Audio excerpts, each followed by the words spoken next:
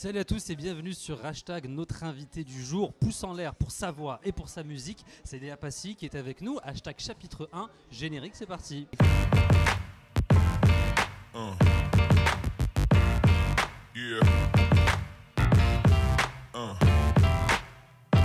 Salut Léa, ça va? Ouais, super, et toi? Je suis très heureux de te retrouver. Moi de même. On s'était vu il y a à peu près un an.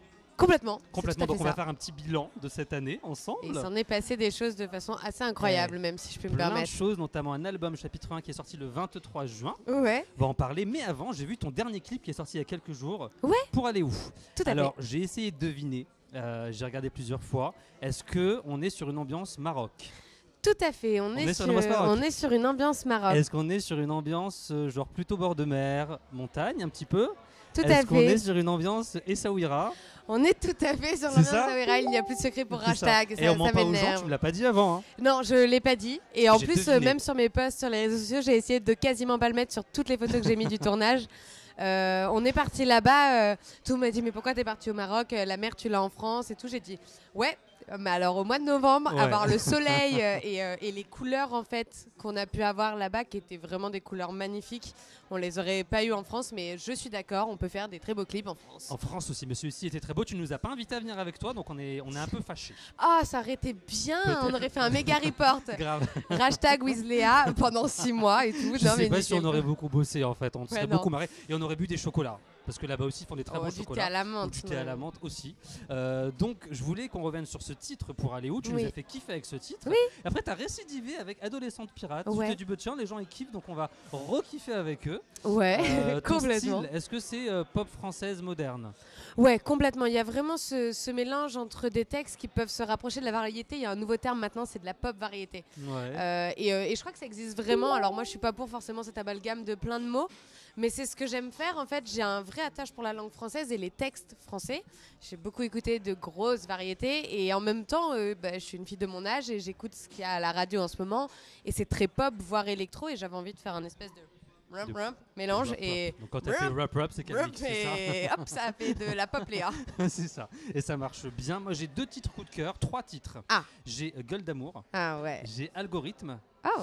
Et j'ai oublié le titre, Adieu à jamais. Adieu et à demain. Adieu et à demain, pardon. Adieu à jamais, lui il est dans la négativité, mais grave quoi. Adieu à jamais. Alors qu'Adieu et à demain, c'est tellement plus positif. Ouais, complètement. En fait, les 3 morceaux ont des choses très très différentes. Gueule d'amour et le parti pris de la balade dans un album. Quelque chose que j'aime, un piano-voix. Je sais pas jouer de piano et je rêvais d'avoir un piano-voix. Donc c'est pas moi qui joue, évidemment. Elle s'est fait un petit kiff comme ça. J'ai du bon tabac et puis ça a donné Gueule d'amour. C'était génial. Et Algorithme, c'est le seul morceau de l'album que j'ai écrit et composé. Ah ouais. C'est très étonnant que ce soit un morceau que t'aimes parce que c'est un morceau sur lequel j'ai très peu de confiance.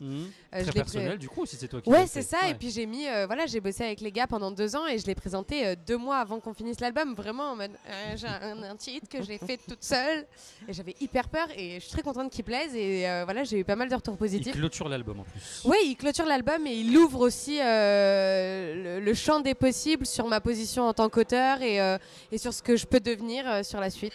T'as dit juste les gars, on précise. Ouais. C'est Johan Mallory qui est mon auteur et Tristan Salvati qui est mon compositeur. Qu'on salue et qui font plein de titres exceptionnels.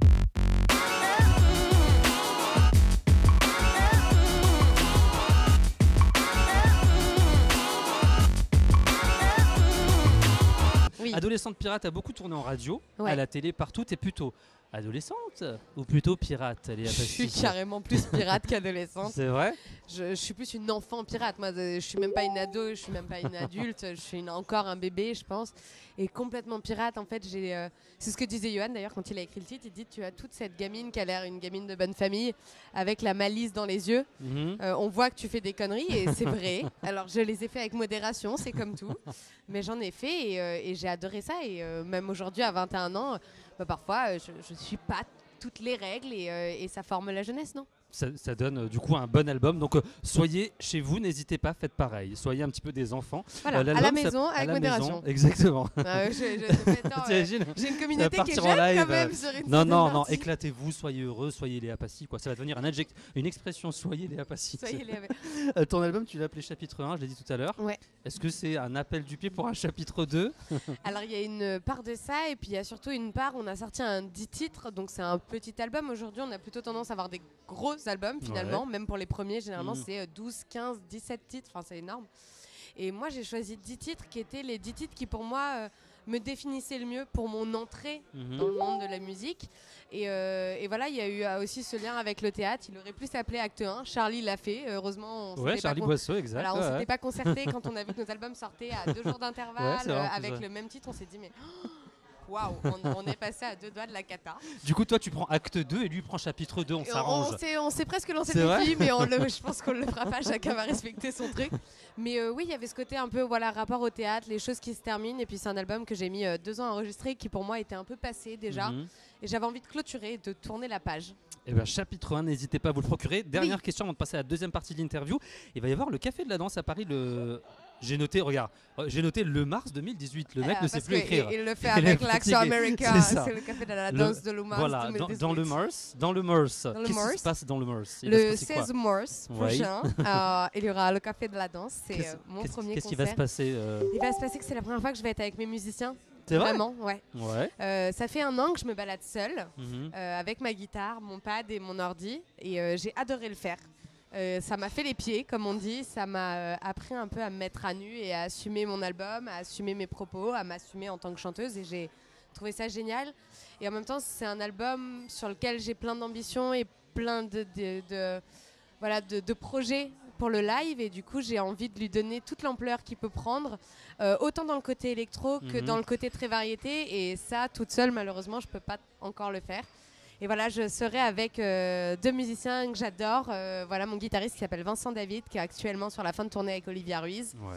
Et le batteur qui s'appelle Florian Guello et qui est sur un projet d'une artiste qui s'appelle Claire Laffut en ce moment. Voilà, qui joue avec elle, c'est 2 mecs géniaux. Des musicos, de la voix. Trop bien, qui me font rire et qui me rassurent et avec qui on va s'éclater. Et du chapitre 1 au max. Tu restes avec nous pour la deuxième partie de l'interview? Non, je me casse. Non. Bois ton chocolat, parce que le chocolat est en train de refroidir, la pauvre. Depuis tout à l'heure, elle veut le boire. On va passer allez, je reste avec vous. Allez, elle reste avec nous. À tout de suite sur Hashtag avec Léa Passy.